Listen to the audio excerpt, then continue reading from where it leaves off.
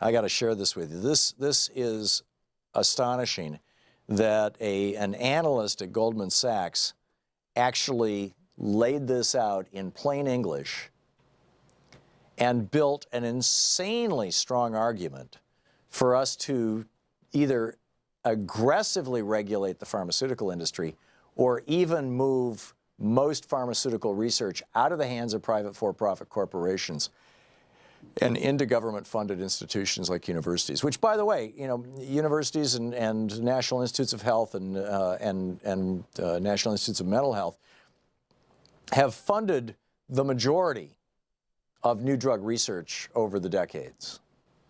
So it's not like this is something new, but there has been such a move to privatize this stuff, such a move, an aggressive move to take the money out of public funding. In fact, Donald Trump cut public funding into research. He cut research funds on pharmaceuticals.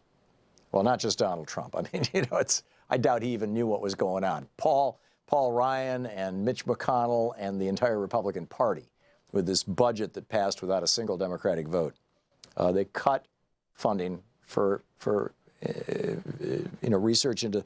So anyhow, here's what this analyst says. It's a report for Goldman Sachs titled "The Genome Revolution," and he says the potential to deliver one-shot cures is one of the most attractive aspects of gene therapy, genetically engineered cell therapy, and gene editing. However, such treatments offer a very different outlook with regard to recurring revenue versus chronic therapies.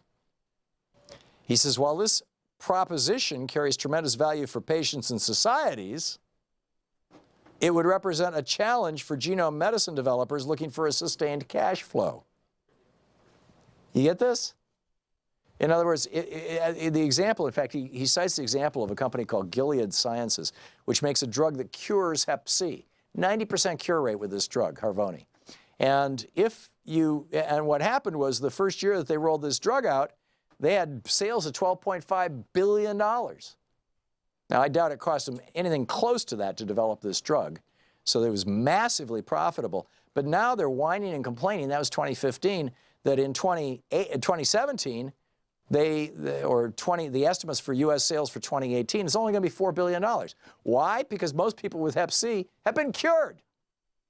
So now it's not as profitable. There aren't as many potential customers out there. He writes, Guild is a case in point, that's the company that manufactures this drug, where the success of its Hep C franchise has gradually exhausted the available pool of treatable patients. In the case of infectious diseases such as hepatitis C, curing existing patients also decreases the number of carriers able to transmit the virus to new partners, and thus the incident pool also declines. When an incident pool remains stable, the potential for a cure poses less risk to the sustainability of a franchise, of the company selling the drug. In other words, we don't want to cure people. We just want to, keep them taking the drug for the rest of their lives. So now we know the direction that the pharmaceutical industry wants to go when it comes to pharmaceutical research. Hey, let's not actually cure any diseases. Let's try to come up with pills. You see this with the SSRI drugs. You see this with the benzos before them. These are the mental health drugs. You see this with physical health drugs.